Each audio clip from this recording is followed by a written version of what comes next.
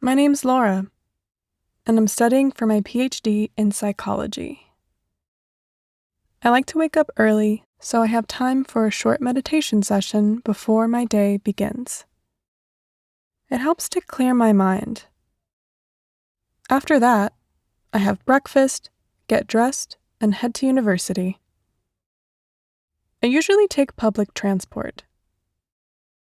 I spend most of my day reading articles, attending lectures, and working with other researchers. In the afternoon, I have some time to work on my thesis.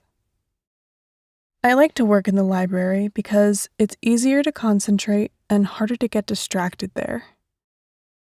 In the evening, I return home and make dinner.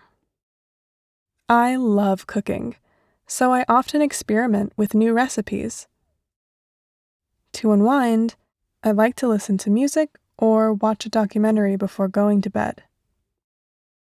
On the weekend, I enjoy exploring the city and visiting historical sites.